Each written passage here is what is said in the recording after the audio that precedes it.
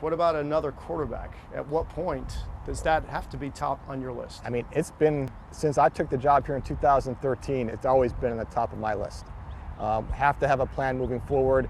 Obviously, I hope Philip plays forever. And the way he looks right now, he may play for a number more years. But in my seat, I have to have a plan moving forward. So I'm always thinking about it. But the great thing is what Philip gives us is we don't have to force something. Like, it's got to be the right player at the right time.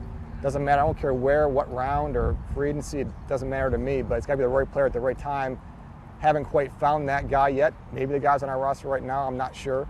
We're very happy to sign Tyrod Taylor to have an insurance policy behind Philip that I know is a guy that can go in and win games for us. That's an important spot as your backup quarterback, and we've got two young quarterbacks behind him that kind of develop.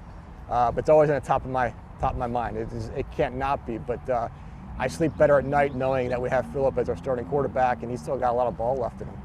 You look at the trend in the NFL right now, and teams have not waited until their quarterback is done and retired, I'd right? rather not do that. Like if we drafted a young player and he sits for 1, 2, 3, 4 years, then so be it. That's a good problem to have. I have no problems with that at all. And he can learn from the best. I mean, who better to learn from than Philip? So no, that'd be a good problem to have. And when that time comes, we'll be ready for it. But it just hasn't quite hit exactly, say, like high in the draft or maybe in free agency.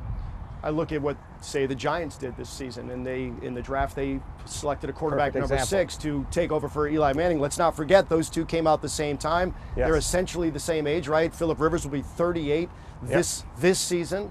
So any reason why you in the first round didn't say let's take a top different. They picked number 6. We picked number 28. So a little bit different caliber player you get there. So like if things lined up, I got no problems doing that and telling that whoever that rookie is that, look, we love you, but you're going to sit for a while. Sure. And Philip knows that too. We're all on the same page here. But yeah, so he went number 6 in the draft, a little bit different from what we're picking at 28.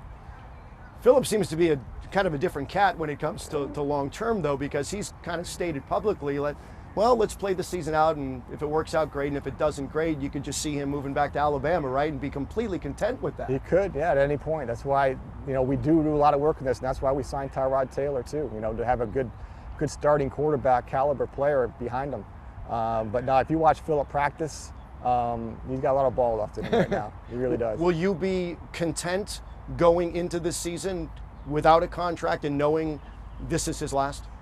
Yeah, we're on the same page. We've talked about it, and we're in a good place. He's going to be here as long as he wants to be here.